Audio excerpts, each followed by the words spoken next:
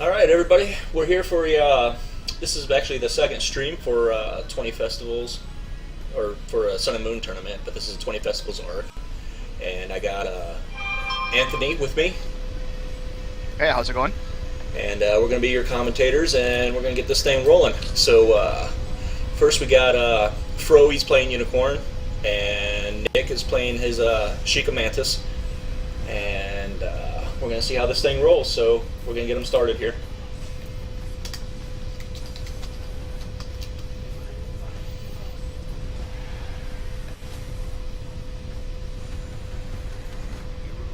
Decent enough first flip for the Unicorn. You got your 5 gold that you're looking for, even out of the 4 gold start of the box. Gold. He even got better, he got 6. Based on what I remember about the deck list, I don't think we're looking at worrying about honor requirements too much on Fro's end, so should be okay. Fro doesn't get courtesy though, so... Yeah. So he won't get the second, what's it called? But it's still totally fine. He went with the 5, so that he didn't have to worry too much about gold, because I think that was actually fine. I don't think 10 versus 11 makes a huge difference. Nick is going to be digging for something along the lines of that, which he got. Like, his 4 gold is not that big a deal. If he flips another 2 gold off of the Famous Bazaar, he should be in pretty good shape. I think the real kicker here is that they both have 6 province strength, which means it's not a huge advantage for Unicorn. Yeah.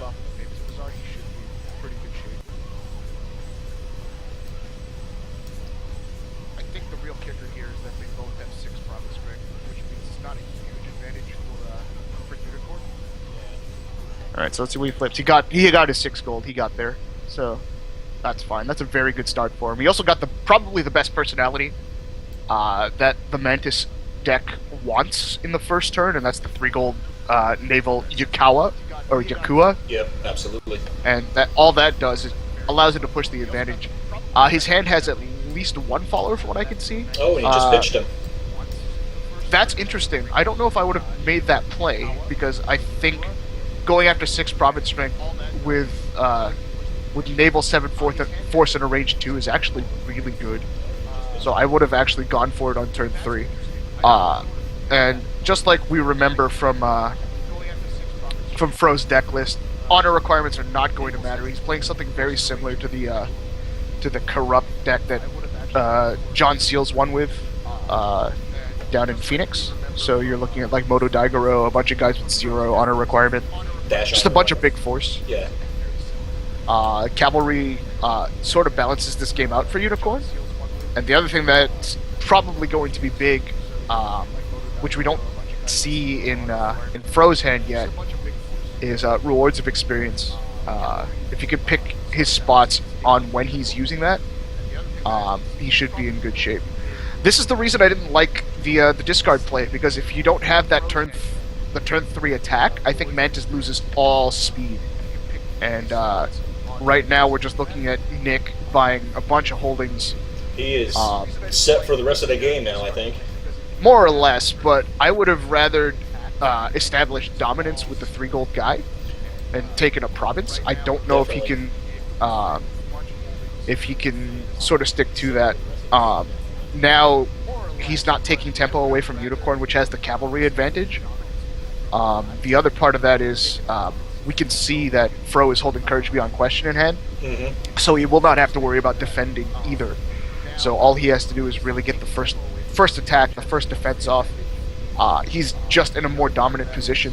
Plus your true natures to hold off the attachments too. So yeah. So basically, what we were looking at is Nick had a chance to seize the tempo, and he just didn't take it. Yeah. Which is kind of unfortunate from the Mantis side of things. But we'll see how he flips and see how things go.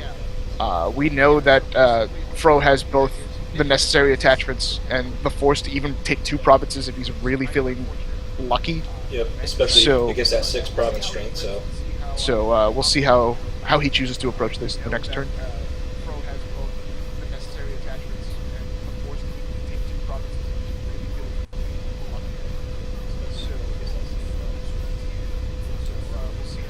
Pretty straightforward turn for Nick. He's flooded himself with the gold. He's going to start building the free gold after he starts attaching attachments, and I'm pretty sure Fro goes for a province now. Yeah, he has to. I don't think there's a reason to hold back here.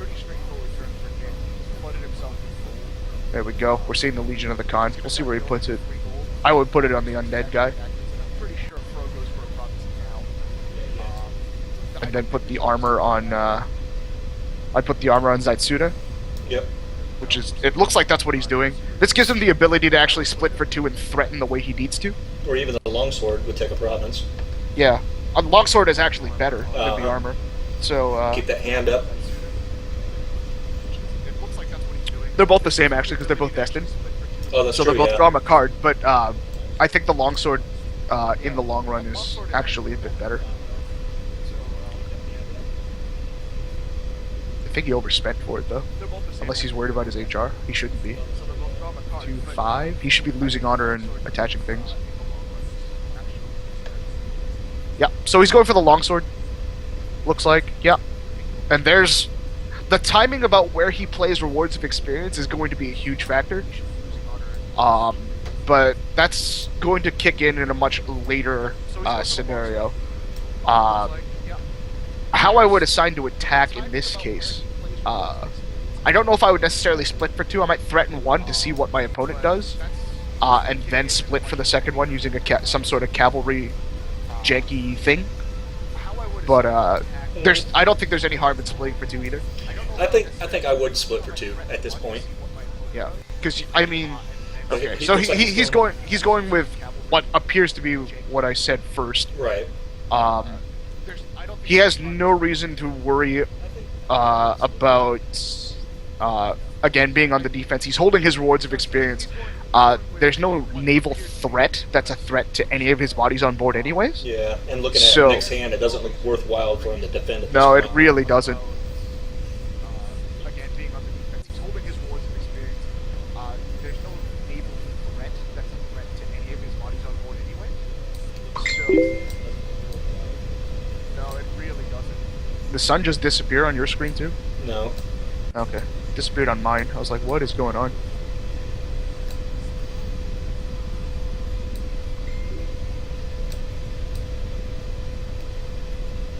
Alright, so he's defended the other 3. I would actually consider threatening the Shatsuo here, which is what Fro is exactly doing. Because Shatsuo doesn't do anything to him. There's no battle action on him. No. He removes the 1 naval body on the board, so I would absolutely cav into this battlefield, which is exactly what he's doing. Let's see if that strategy pays off for him.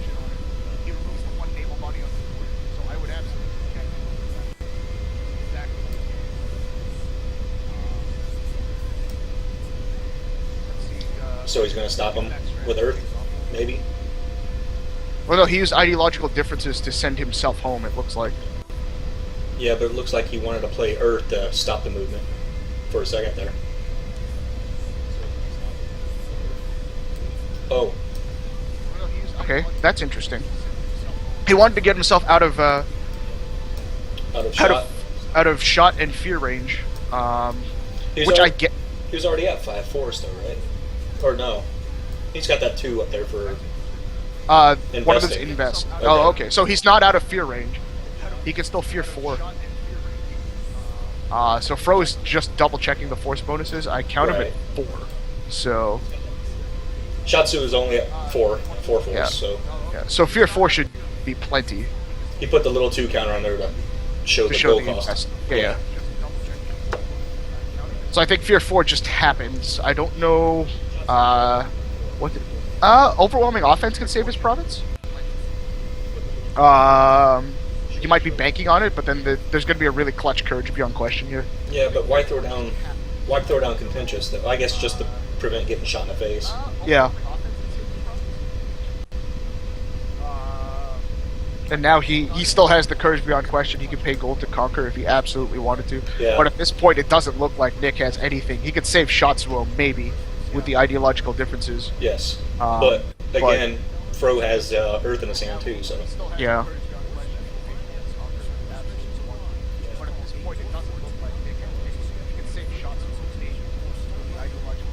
So I think Nick played right into what Fro wanted him to do. So he's going to try and leave.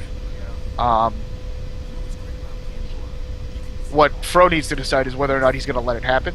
I honestly don't mind letting that happen because I don't think two provinces right now. Two provinces right now is just really, really good. You could save. And Fro doesn't know what else he has in his hand, so he's kind exactly.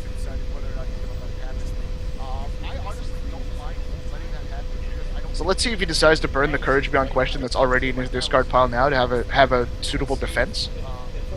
He still has. No, he chose not to. He still has 11 gold to play with, so that's still at least Shibakoto and the stables, which is still totally he's fine. Only got 10. 11. 5. He could have lost 2 honor for 3, and then another 3. Oh no, he's only got 2. He doesn't have courtesy. Right. Yeah. So we're seeing Traditionalist in Fro's hand. That's obviously based on the pre-errata Traditionalist. Yes. Now that's a little bit different. It's not. It's not as powerful as it used to be. It's still pretty good though.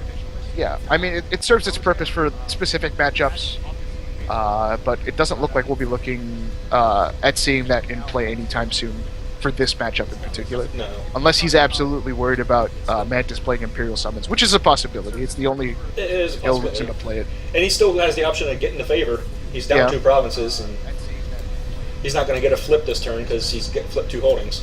Yeah. So I mean, this first game's a bit of a wash. I think Nick made a very critical mistake in not seizing tempo, and I think that's what you could boil this game down to. I mean, it might not have won in the game, but it would have been a very different game. Exactly. I mean, he could have taken either Daigoro or Zaitsuda at province at that point. Yep. So we'll see if that ends up costing him.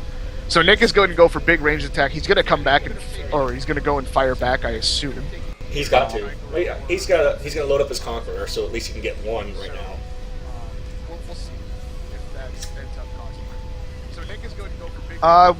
We'll have to see. He should be taking advantage of his free gold to be drawing cards and such. This unit, hold on, 6, 8, 12, 16 is still vulnerable. He could put a follower on Zatsuda or defend with Daigoro. Or if he throws the armor on Daigoro, this unit is still vulnerable to rewards of experience. Yes. So it's one of those things where, again, the timing of it is everything.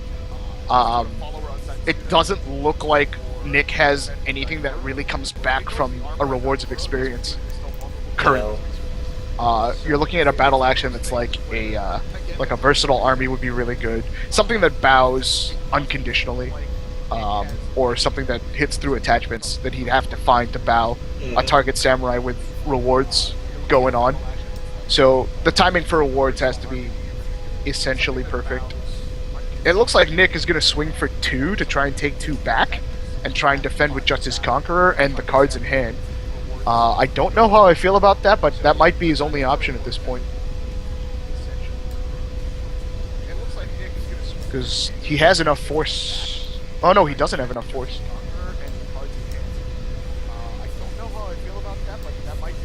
He's short 2 gold. He needs 2 more, or did he float gold somewhere that I missed? He just. Oh, yeah. No, I got it. Yeah. All right, so he blew up the Legion of the Con. That's actually a big deal. Yes. I think Fro can still respond by putting the Naginata on Daigoro. Yeah. Like there are a lot of little things that he can do to still maintain control of this game. He can still give up 2 provinces. It's not going to matter. I really think that in order for Nick to have any kind of chance now, he has to try and take 2. I don't think he can. So he might be just relying on the Conqueror. That's all he's assigning. Yeah.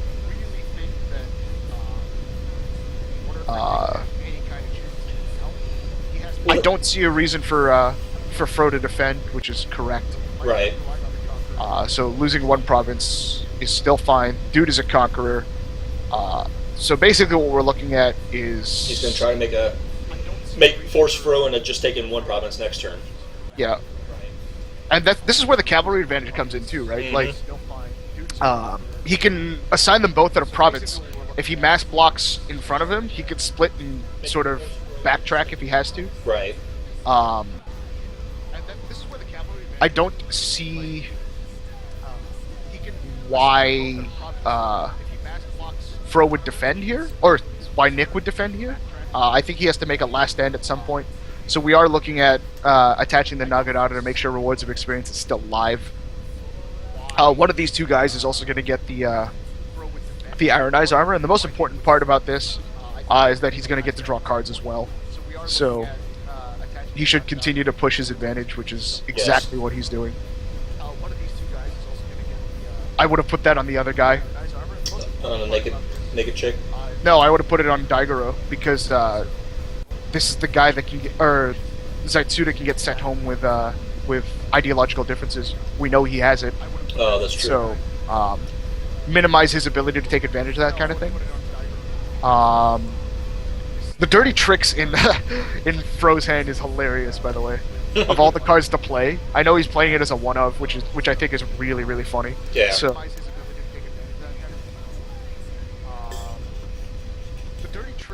So the other thing that's really interesting that we get to play around with, that I actually forgot about with regards to Traditionalist, that it's a courage card.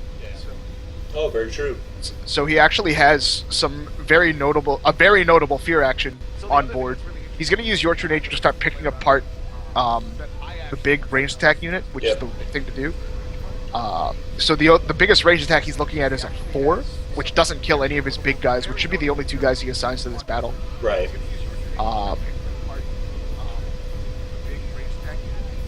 I don't think he has a reason to risk Shimikoto here.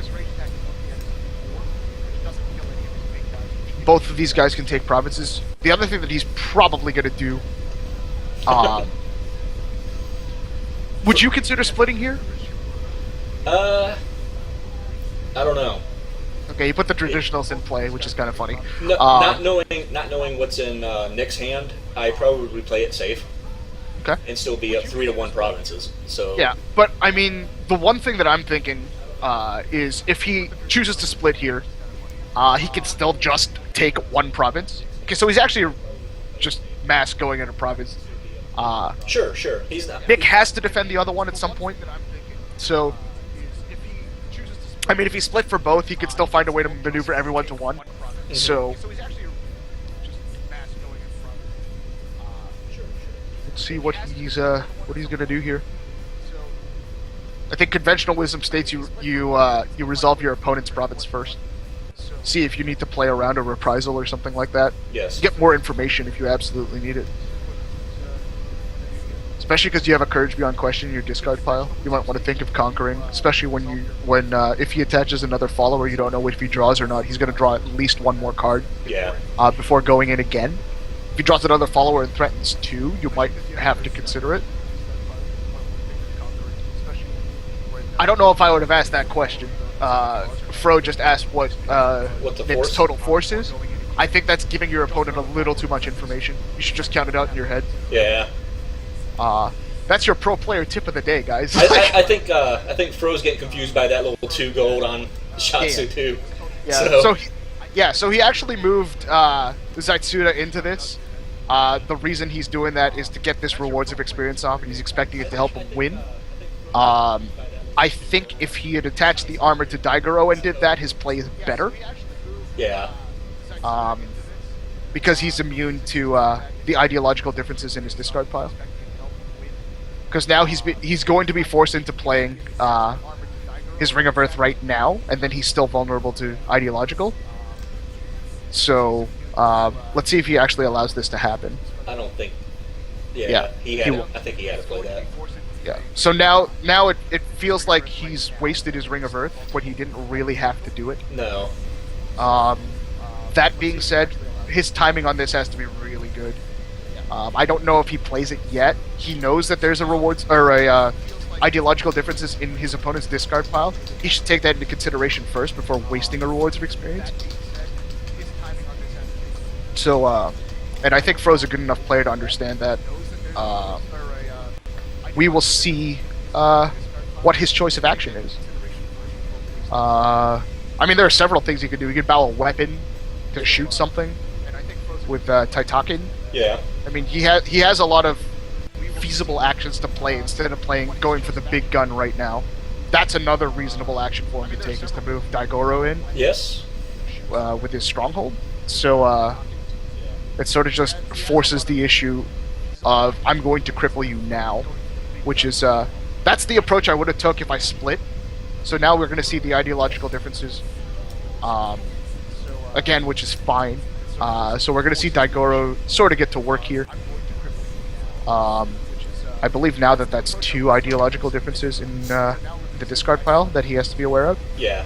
So, again, Nick is playing around rewards of experience, but I think Fro got a little greedy here. I think he did too. Well. I think I would have played it safe and went for 1 and been up 3 to 1 provinces. Yeah. So now he's playing rewards on a much smaller unit. He doesn't have enough gold for that, I don't think. 6, 8, 12? Oh no, he does. He has 15. So that's actually enough. He's going to eat the other ideological from the discard pile because there's still gold up. Yeah. Which is super unfortunate. But again, that's sort of what you have to deal with. They're just counting up the gold to make sure it's correct. Yeah. I believe it is correct. Yeah. Those bow unit cards are pretty devastating. Yeah. Actually, no, he's not worried about ideological at all. Okay, so he's just conceding. It looks like that's the end of game 1. Yep. Because it's 6 forced to 7. He can't ideological. That's sort of why I would put the armor there. He's kind of lucky that his greed didn't cost him. That being said, I don't think Nick was in a good position to start. I think removing that 3 gold, 3 force naval guy from your provinces before turn was a giant mistake. I'm pretty sure I would have left him there, especially since he got all gold the next turn. So. He also had enough followers to take a province, and I think that was the part that he missed. Yeah. He had a very random little naval range too. Let's see how game 2 goes and see if that changes anything. Alright guys, we're on game 2 now.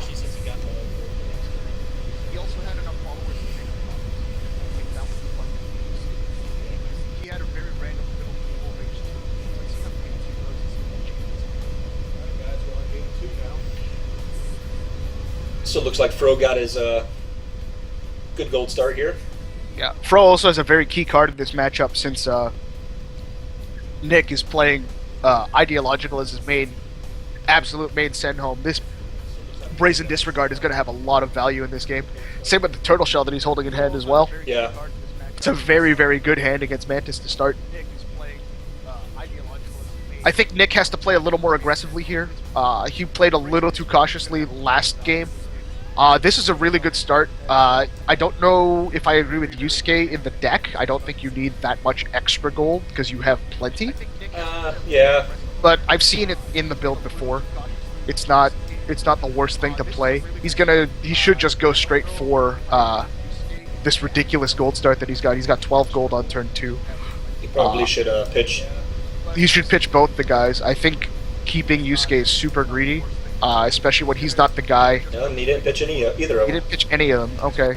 Especially because he's not the guy that you're looking for in terms of getting aggressive. You want to be aggressive. Like, Taito is okay. I don't agree with Yusuke at all. Okay, so he's letting him discard Yusuke. Yeah. Fine. Yeah, because discarding Yusuke is correct. Having just a naval body in general is okay, so Taito was actually correct. Yeah, he's not bad. He's just expensive. That's the only thing. For turn 2 buy, he's pretty costly. Alright, so I didn't actually see what he bought there. He bought a House of No Tomorrow and Bazaar and a Slave Pits. Yeah, and then he looks like he's removing Forgotten Legacy to finish off those gold. Yep. That's totally fine. And of course he's got a Daigoro and a log sitting in the province. Which is, Allah is really good as well. Oh, just having Cav Conqueror is just really good. Oh yeah. Just the way his gold divides up, I don't know if he keeps it all. But it's not the worst play in the world to do. So it looks like he kept. Now we see Yusuke. Again, really, really cheap naval. He's got 12 gold. He can actually afford to buy Yusuke, Taito, and probably the Lonely Dojo. That's the route I would try and go here. Just establish just straight up tempo. Yeah, which is exactly what he's doing. The potential for more gold was there with Lonely Dojo. So I like that Nick made that change. Yeah. Because that is 100% correct play. But he's... Oh, there he goes. Yeah. He keeps on doing this in the wrong order. Yeah. But he's figuring it out, which is good. Yeah. The double Sanzagusai, he has a big ranged attack, and he can split this up. In terms of what Fro is going to do, he absolutely has to buy a personality, but I don't think he absolutely has to defend. And I think that's what puts him in a very good spot. He should just buy the holdings. Interesting. I would have bought the 2 holdings.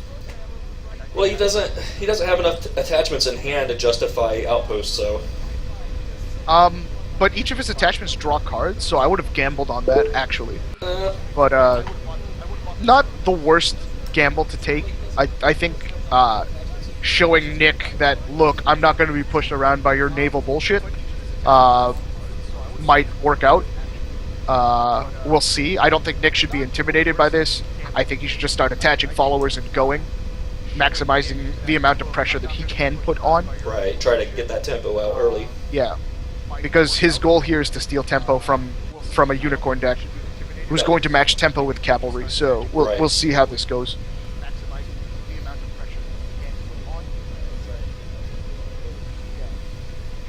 So yeah, he's splitting up his naval, so he's going to figure out where everything's going to go.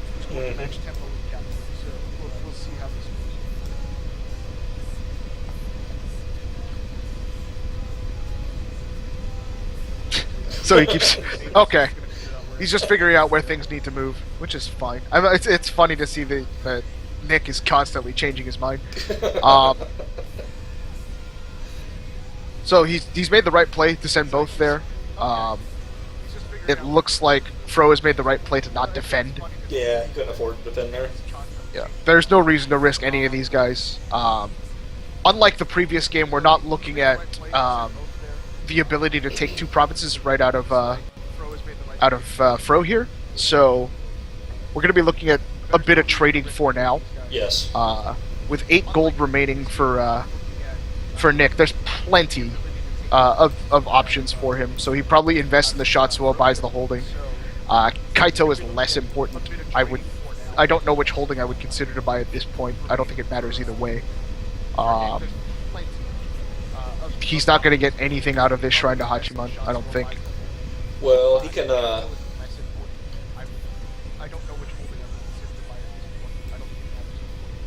I think that was the right call. I think he's looking for naval guys. Just to absolutely clear. Yep. I think he's in decent shape. So the question is, do you load up the Conqueror and swing? I think that was the right call. That's a possibility. As long as there's no possibility of 2 provinces, I don't think it matters either way. If you're Nick, if you're Fro, I don't think I would, knowing that ideological differences in my opponent's deck. True, but he can still cap around for right now. Yeah, for now. We'll see how he chooses to approach this. This will also depend on what he draws from either card. So... Yeah, for now. We'll see how he chooses to approach this. This will also depend on what... That's interesting. So I think he is going to load up. I don't see a reason not to load up at this point. Yeah, and I mean, it still gives him... And he just drew another option, which is really good. I don't think you gamble here and attach the longsword to the undead guy. No, I think you wait. I think you buy people right now. Yeah. So I think he just goes for a province, takes it, buys people. Yep. I don't think you gamble here and attach the longsword to the undead guy. His gold sort of works out that way. 5, 7, 9, 12. So I think he just goes for a province. So you can buy one of these guys. I would absolutely buy Allah in this case. Zushin not being a samurai is kind of important. So that is true. I think he just goes with Allah. I'll be shocked if he gets Zushin, or I call him Zushin because I remember him as Zushin's Nobunaga. And the House of No Tomorrow he probably buys as well. Oh, that's interesting. He had enough gold. He was floating the gold too. Does he have something he can spend their true nature on? Oh. Not well. Sons of Gusai. Yeah. Which I guess is okay. It cuts the naval range attack down to 5. That's true. Which he might. I mean, he might choose to defend here. So he spent 3. He's gonna blow up the armor. That seems okay.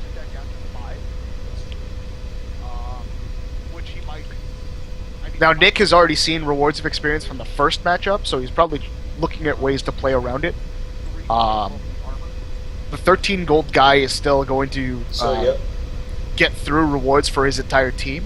So Nick has to figure out, or he has to basically, when he's choosing to attack this turn, it's like, okay, my opponent had 7 cards in hand. What are the chances that he's holding one of 3 rewards of experience? And can I get him to blow it early with the hand that I have? The extra followers are going to come in just so that he can potentially split for provinces. This is also his card draw engine, so there's going to be a lot of things happening in the next little bit. Did he use his stronghold to draw? Is that what he did? I missed it. I was looking at the chat over here. Sorry. Yeah. No worries. I was just wondering if he actually did, because he bowed his stronghold to pay for the follower. So I'm assuming that means this first 3 gold. Oh, with the draw. I think there was a mistake there on Nick's side. I think he should have drawn the stronghold first and spent the 4 gold elsewhere, like the 2 famous bazaars covers the 4 gold for the Jin. Yeah. I think he's missing an opportunity to draw a card. I don't know how much gold he has free to do stuff with, so that might be another part of it. He also spent 3 gold on destroying something that cost 1, so he's floated 2, which is still fine.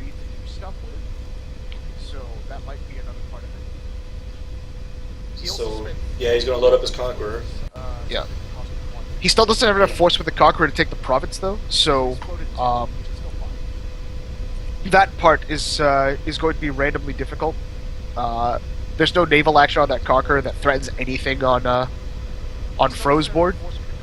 So the only real threat here is that naval range 5, which Fro has an answer for. So yes. I wouldn't be surprised if Fro actually defends here. Or he could swing in and conquer all 3 guys on his next turn. So the only real threat here is that naval range 5, which Fro has an answer for. So I wouldn't be surprised if Fro actually defends. So it doesn't look like Fro has decided to defend. Nope. That's not a bad deal either. I think he can take 2 next turn and just be in complete command of this game. Especially with the double weapons that he has available to him. And considering that, like as you said, the 2 Conquerors are going to be a big deal. Yeah. So he's saving this really powerful defense for his last turn, which I think is really, really good. Like if he stops Mantis on their attempted win attack and wins the battle and wipes the army, he's going to be in very good shape. There's a lot of much to do about nothing with regards to Nick's hand. Unfortunately for him, it's very aggressive. Right. So him on the defense is not going to be very good. We're going to be looking at probably a swing for 2 here. I think strategically that's the right way to go. I agree. He's looking at how he can spend his gold. I probably would have attached the other one first. Actually, no, he's showing threat for 2 now. That's fine. He just drew a rewards of experience. That's going to be the monster card. Yeah, so he's looking at how he can spend his gold. I probably would have attached the other one. So his goal here is to keep this Allah alive, the one with the awakened Naginata. So he's got to get 15 gold worth of stuff to deal with the anything that Nick has. Traditionally, as I was talking to you about earlier, the Unicorn deck actually has an advantage against the Mantis deck, and it's because of rewards of experience. It's a very clutch card. Very good card way to field a Mantis, for sure. Oh, I can see that. So yeah, he's going to threaten 2 and move people around. If Fro gets greedy, like he did in the previous game on the last attack, even though Nick conceded after the greed play, after losing his army, Yeah. I think if he gets greedy and doesn't take 2 here, he's in trouble. So, I think Fro has to be really, really smart about where he's choosing to move people around. I would have attached the other Ensorcelled Longsword. I think so, too. Because at this point, there was nothing to lose. But I think he was looking at, hey, I've got Moto Taigo. I need to buy somebody even though I have 2 Conquerors. I don't necessarily think that's the case, especially when he could potentially have everyone conquer. So, I'm not sure if Taigo was that important. But he might have baited Nick into making a mistake here. Let's see if he actually did. Because Nick's got to realistically think about, okay, can I afford to lose 2 provinces at this point, and then try and take 2 to finish the game? Especially with everyone conquering coming back. Right. So he needs to figure out if he can beat these units in battle. Which is sort of why I think this Sato is considering defending against the Daigoro so he can at least take 1 out. He might also be considering putting something in front of everything and just leaving the middle province for a take. That's what he's doing. Yeah, so I think the right play here for Fro, he has 2 choices here. He could resolve this opposed one with Sato first, not cav in, and then take the free province, which is what I think he's doing. So he's going to Turtle Shell here. Yeah. Which is a solid play. Nothing else for... Nick says, of course. Yeah. Nothing else for Nick to do. No. Because what are we looking at? We're looking at overwhelming offense, which is going to get met with courage beyond question, of course. I didn't realize that that Fro had 2 turtle shells, which is even worse. So yeah, he just went straight for the kill, which is fine. So you just take what you get with the province, and then on the second one, he just resolves the other province. There's no reason to stay in front of this. Yeah. So he got his 2, which is fine. Nick is cursing the game now.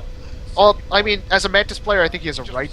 As everybody knows by now, what's happening to the Mantis going into Onyx. I don't think it's a bad thing that that's happening to the Mantis. I think it brings them back to their roots a little bit, and it's really interesting. I just don't think a lot of Mantis players see it that way, unfortunately. So he's going to buy Taigo. He had the gold for it. Yeah. I don't think it's a bad thing that that's happening to the Mantis. Now, unfortunately for Nick, he's down to 1. He has to put himself to a decision here. And I think his most quality decision now is just to defend. I don't think he can just run into an attack and expect to beat this.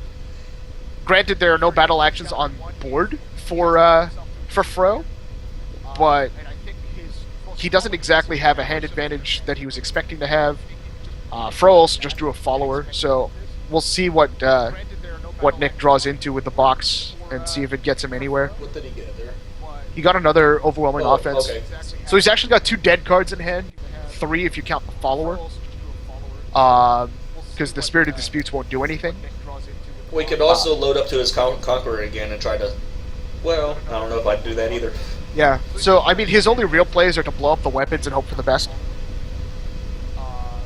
So he's trying to limit the ability of Fro to play Rewards of Experience, which is the point of playing Your True Nature in these styles of decks. Right.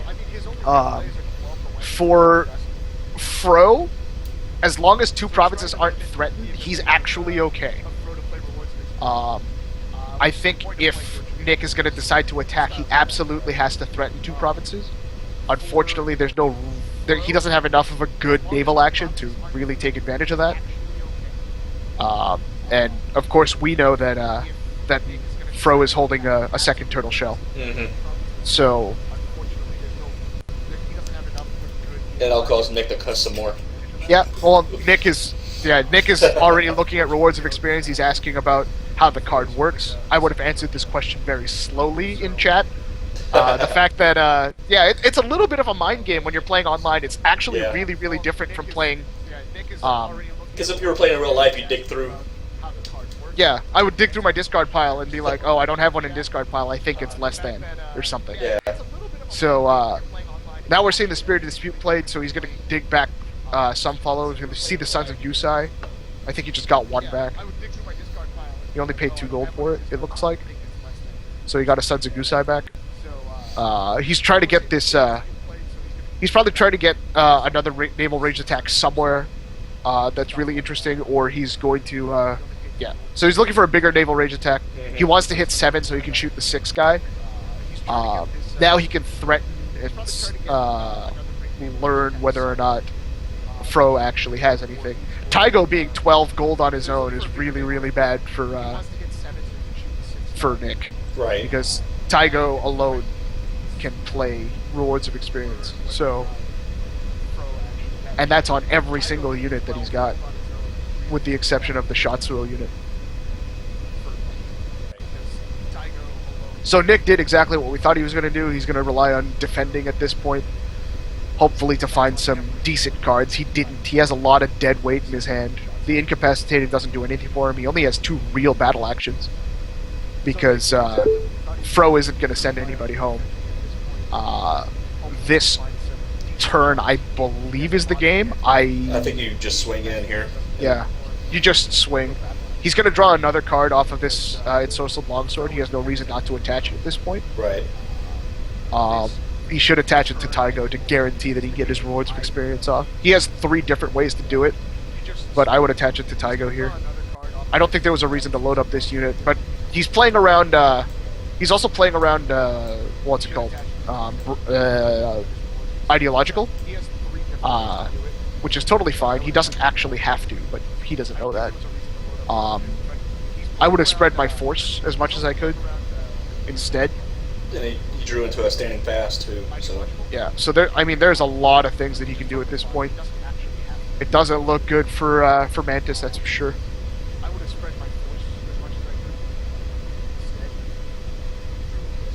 And it looks like Fro's gonna go in.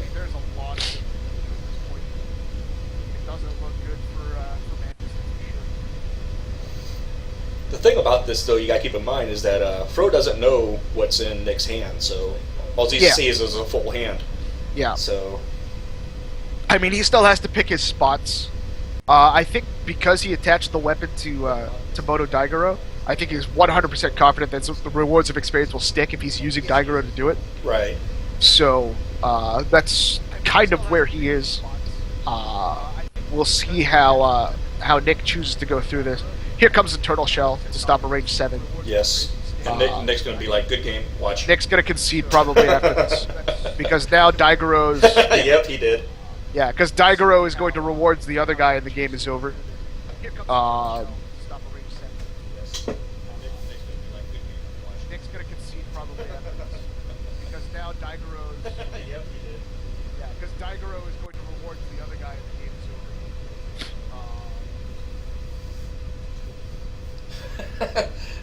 Fro's trying to tell him to keep going. Oh no, that's actually Nick is saying keep going. I mean, Rewards of Experience comes down next. Standing fast will finish the game. Like, there are so many little things that he can do at this point. He's using it on this unit. Does he cover? 8, 16, 21? He does cover. That's 7. Wow, he actually covers. Does he? 6, 10, 14. He doesn't cover. He's short of gold. Is he? Yeah, I think so. 8, 16, 21. About 1 or 2 target. Total gold cost less than... He doesn't cover. He's short 1 gold. I only count 19. I counted 21. I only count 19. Hold on. 6, 10, 14. Oh, it is 21. What's standing fast? Yeah, standing fast is less gold cost. He doesn't cover. He's short 1 gold. I should be like Fro, you're short 1 gold there. Yeah. 6, 10, 14. Yeah, standing fast is less gold cost. I should be like Fro, you're short 1 gold. So, I mean, he could bow these two and then rewards the other one.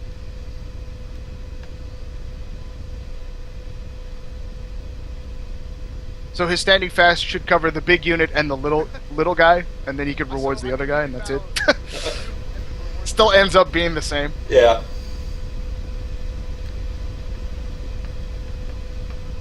So his standing fast should cover the big unit and the little guy, and then he could rewards the other guy. Still ends up being the same. Yeah. So we just let the players know. Yeah, but, Fro just forgot about the invest. Yeah, so he's covering these two units instead. At the end of the day, it's still the same. Yeah. Like, the rewards of experience is going to come down.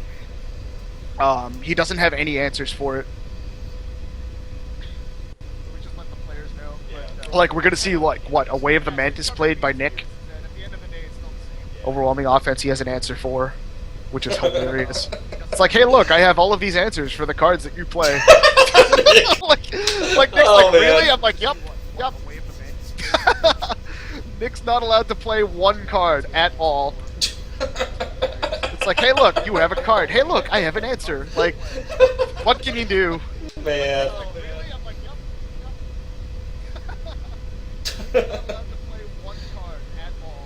Interrupts are worse than reaction. Well, they are. So now we're gonna see a range 2 on this follower. He's like, what's the point? Sure, I guess, and then he's gonna range 3. Here's another overwhelming offense that doesn't mean anything. Range 3 on this guy. Show him a third one. There's no third one. -5 goes through. Sure, I guess, and then he's gonna range 3. Here's another overwhelming offense that doesn't mean anything. Range 3 on this guy. Show him a third so the range 3 from the Legion of the Khan should be the last action, the last merciless beatdown of an action. Yep. And then now Nick can show his super dead hand. Now Nick can show his super dead hand. Because now we're going to see rewards of experience sit this guy down. And hell, versatile army to sit down the Sasada because he can. Yeah, here comes the dead hand. Yeah. He can save one of his guys. He can't because of Brazen Disregard. Oh, yeah. There's so many answers, it's so disgusting. Oh my god. That was, the Mantis Massacre was real, boys. Like, good gracious. So it looked like Nick had a good reason why he was scared of this matchup. Oh, yeah. Well, I mean, realistically, when I was going through both deck lists, I was looking at it and I'm like, wow, Nick can run into a giant brick wall and not do anything. Unicorn and Crab, the way they play their military decks against Mantis is, I have all this force, how much can you do with regards to your range attacks, how much are you willing to invest, and how much are you willing to lose to a turtle shell? Because those two clans in particular, with the amount of gold and the amount of force that they have built in on their guys, because we're looking at Allah, who's 4 force, Taigo, who's 4 force, Daigoro, that's 4 force, very randomly hard to deal with. So, Mantis has to invest a lot and potentially get nothing out of it. And that's sort of what we're looking at. This is a bad matchup.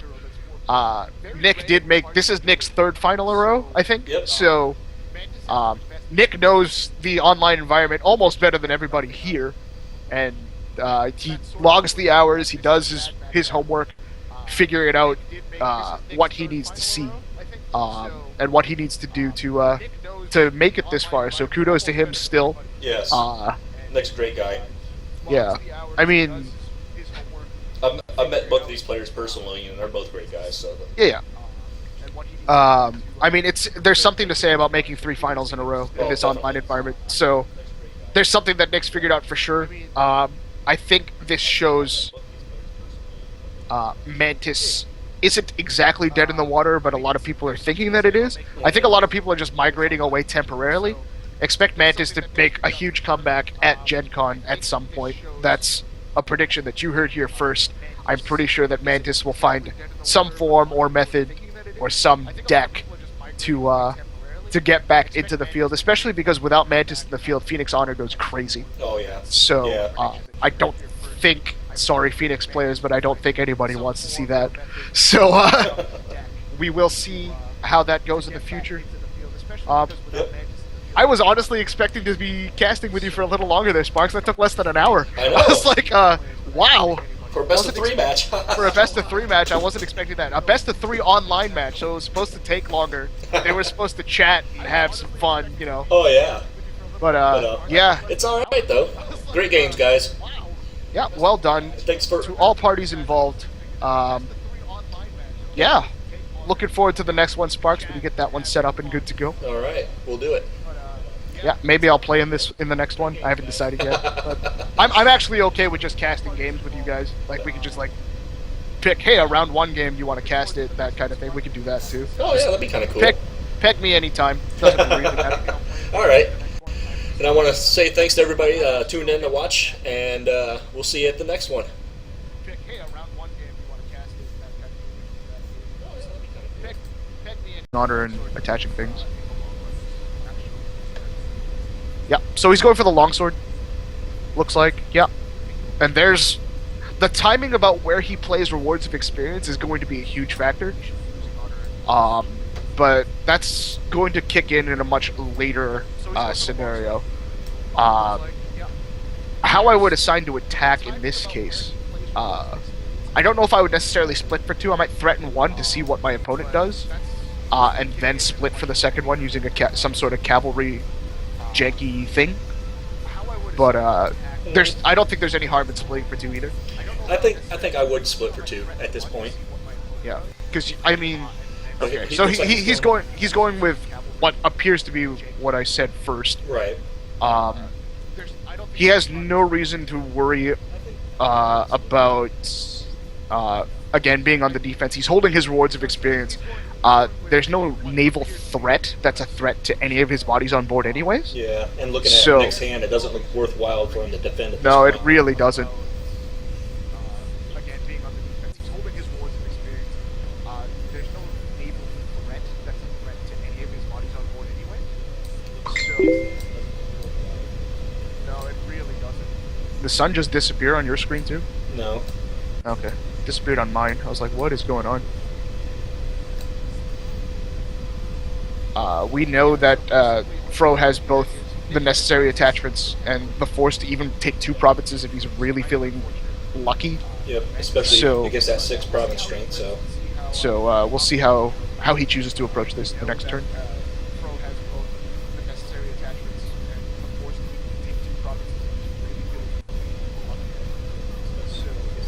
really feeling lucky. We'll see how. Pretty straightforward turn for Nick. He's flooded himself with the gold. He's going to start building the free gold after he starts attaching attachments, and I'm pretty sure Fro goes for a province now. Yeah, he has to. I don't think there's a reason to hold back here. There we go. We're seeing the Legion of the Khan. We'll see where he puts it. I would put it on the undead guy. And then put the armor on... I'd put the armor on Zaitsuda. Yep. Which is... It looks like that's what he's doing. This gives him the ability to actually split for 2 and threaten the way he needs to. Or even the longsword would take a province. Yeah. A longsword is actually better than the armor. So, keep that hand up. They're both the same, actually, because they're both destined. Oh, that's so true, they'll both yeah. draw him a card, but I think the longsword in the long run is actually a bit better. I think he overspent for it, though. Unless he's worried about his HR. He shouldn't be. 2-5? He should be losing. Gold is not that big a deal.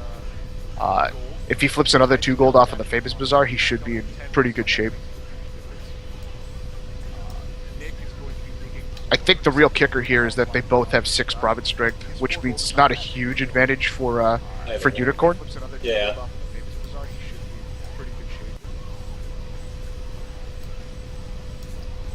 I think the real kicker here is that they both have 6 province strength, which means it's not a huge advantage for Unicorn.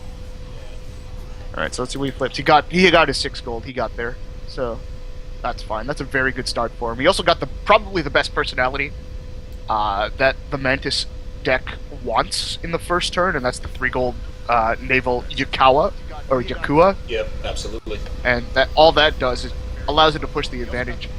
His hand has at least 1 follower, from what I can see. Oh, and he just pitched him. That's interesting. I don't know if I would have made that play because I think going after 6 province strength with naval 7 force and a range 2 is actually really good. So I would have actually gone for it on turn 3. And just like we remember from Fro's deck list, honor requirements are not going to matter. He's playing something very similar to the corrupt deck that John Seals won with down in Phoenix. So you're looking at like Moto Daigoro, a bunch of guys with 0 honor requirement. Alright everybody, we're here for this is actually the second stream for 20 Festivals, or for a Sun and Moon tournament, but this is 20 Festivals on Earth. And I got Anthony with me. Hey, how's it going? And we're going to be your commentators, and we're going to get this thing rolling. So first we got Fro, he's playing Unicorn, and Nick is playing his Mantis. And we're going to see how this thing rolls, so we're going to get them started here.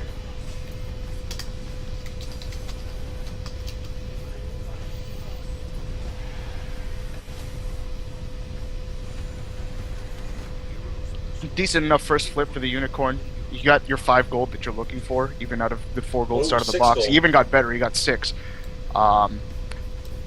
Based on what I remember about the deck list, I don't think we're looking at worrying about honor requirements too much on Fro's end, so should be okay.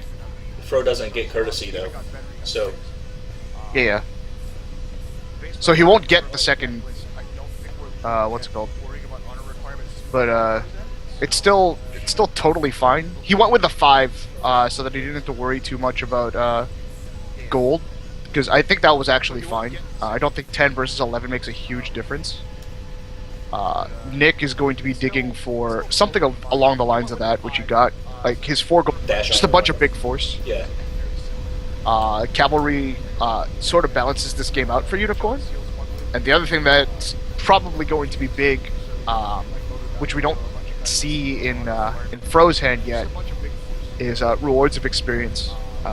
If you can pick his spots on when he's using that, he should be in good shape. This is the reason I didn't like the discard play, because if you don't have that turn 3 attack, I think Mantis loses all speed. And right now we're just looking at Nick buying a bunch of holdings. He is set for the rest of the game now, I think. More or less, but I would have rather established dominance with the 3 gold guy and taken a province. I don't know if he can sort of stick to that. Now he's not taking tempo away from Unicorn, which has the cavalry advantage. The other part of that is we can see that Fro is holding Courage Beyond Question in hand, so he will not have to worry about defending either. So all he has to do is really get the first attack, the first defense off. He's just in a more dominant position. Plus the 2 your true natures to hold off the attachments too. So yeah, so basically what we were looking at is Nick had a chance to seize the tempo and he just didn't take it. Yeah. Which is kind of unfortunate from the Mantis side of things. But we'll see how he flips and see how things go.